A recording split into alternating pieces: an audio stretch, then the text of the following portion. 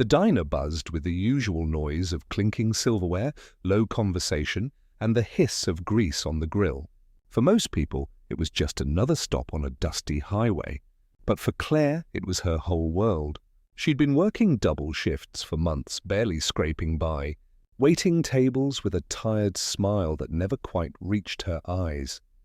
That afternoon, the bell above the door jingled, and in walked a man who immediately made the room feel smaller. He wore a tailored suit that didn't belong in a place like this, his shoes polished enough to catch the dim light of the neon sign.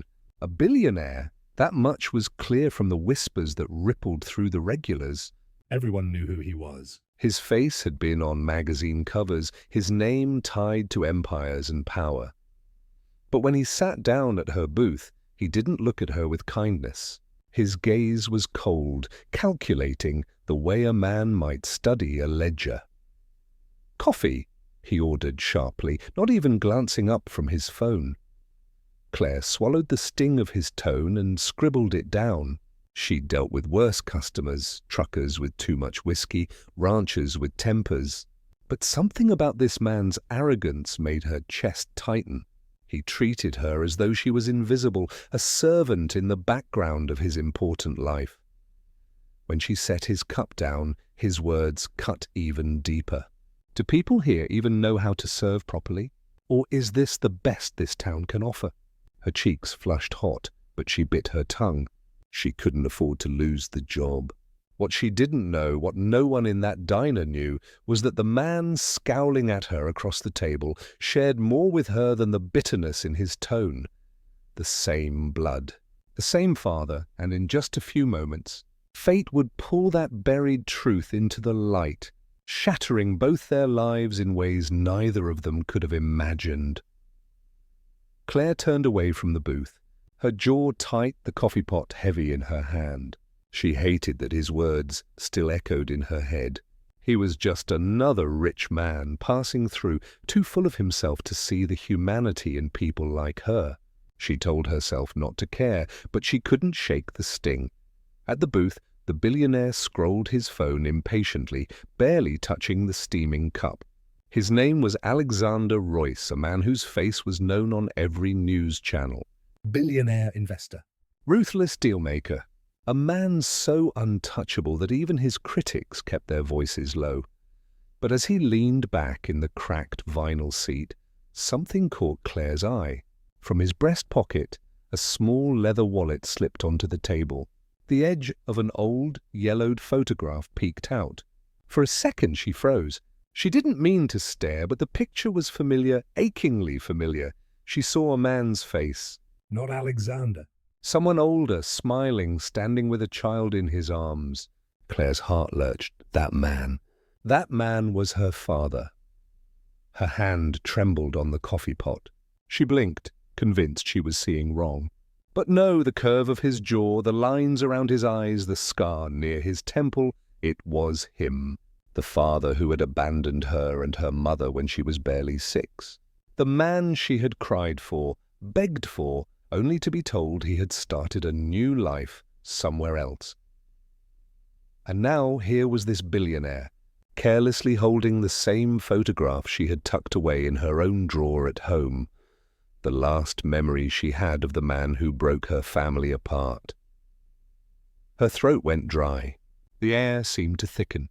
She poured the coffee for another customer, but her mind raced. Could it be coincidence? Or had fate just slammed open a door she thought would always stay shut? When she returned to his booth, she couldn't hold back. "Where'd you get that picture?" she asked softly, her voice trembling despite her best effort to steady it. For the first time that afternoon, Alexander looked up at her. Really looked. His cold eyes flickered with something sharp, suspicious. "Why?" he asked. "What's it to you?" Her breath caught. She swallowed hard, her palms clammy. "Because that's my father." The diner's hum seemed to fall away, replaced by a silence that pressed down on both of them. Alexander's phone slipped from his hand. His jaw clenched. He studied her face now, scanning every feature, every line, as though searching for proof, and in that electric pause, Claire realized the impossible truth. The rude billionaire sitting before her wasn't just a stranger. He was her blood, her brother. The words hung heavy in the space between them, so sharp that even the chatter of the diner seemed to falter. Alexander leaned forward slowly, his elbows pressing into the table, his eyes locked on hers as though she had just pulled a secret from the depths of his chest. "What did you just say?" His voice was low, dangerous, but underneath it, something unsettled, almost afraid. Claire's mouth was dry. Her hands gripped the edge of her apron like it was the only thing keeping her grounded. That man in the photo, he's my father. He left when I was a kid. He had another family. Her throat tightened. "I thought he was gone for good." Alexander's jaw worked, his fingers curling into fists on the table. He snapped the wallet shut and shoved it into his pocket.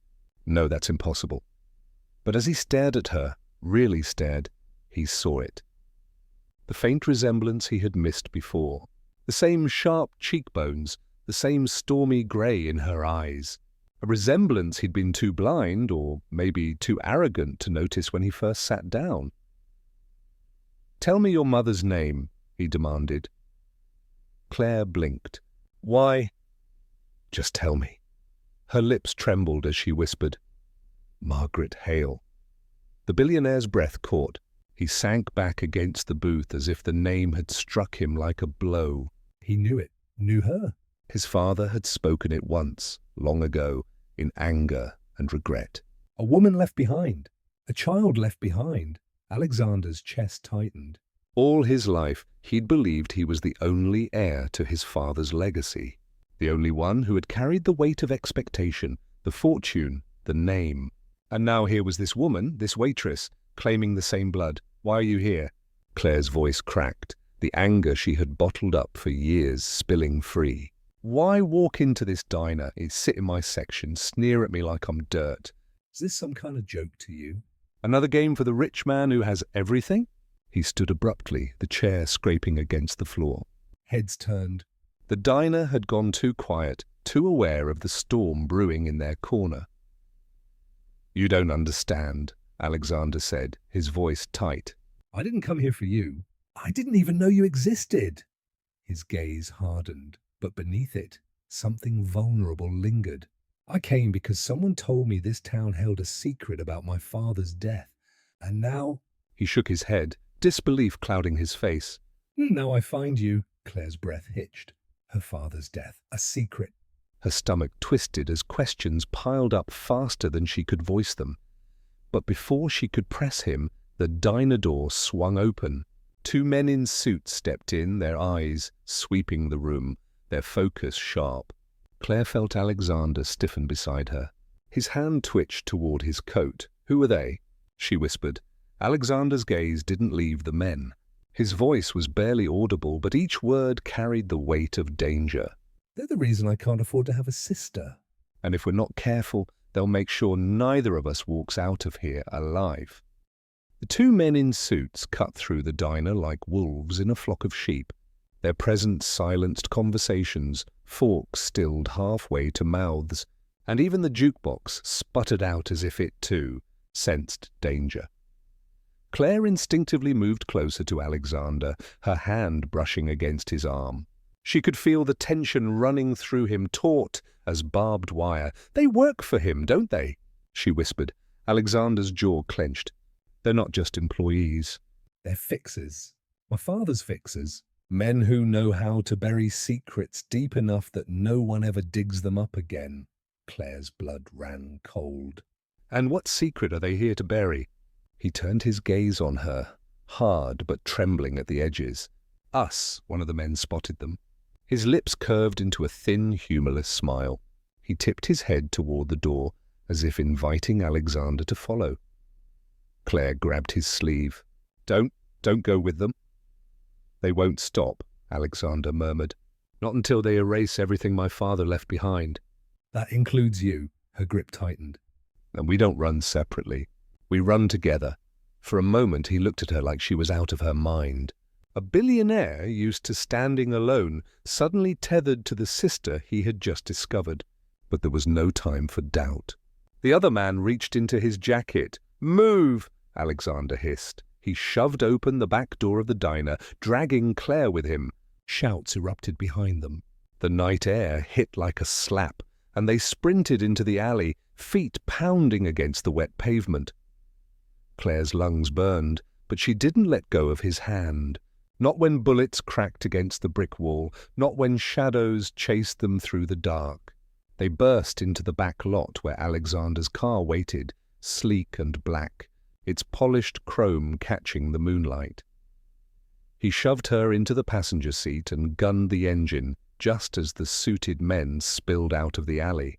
Tires screamed, gravel spat, and the car tore into the night. Silence returned in jolts between breaths, broken only by the hum of the engine and the distant wail of sirens. Claire pressed her forehead against the glass, trembling. "This is insane." "I'm just a waitress. I serve coffee and pie." You're not just a waitress," Alexander cut in sharply, his voice low but fierce. He glanced at her, and for the first time his arrogance had melted into something raw. "You're my sister, and they'll have to go through me before they ever touch you." Her throat tightened. She had spent years imagining her father's betrayal had left her unwanted, abandoned. But here was this man, the brother she never knew she had, staking his life on hers. She turned toward him, tears shining in her eyes. "All this time I thought I didn't matter, that he left because I wasn't enough." Alexander's hands tightened on the wheel. His voice cracked when he spoke. "He left because he was a coward. But you matter more than either of us ever knew." "And I swear, Claire, I won't make the same mistake he did." The car sped into the darkness. Two siblings bound not by choice but by blood, by danger, and by the promise that the truth, no matter how much power tried to bury it, would not be silenced. For the first time, Alexander wasn't running from his past. He was running with it, and beside him sat the sister who had given him something no fortune ever could: family.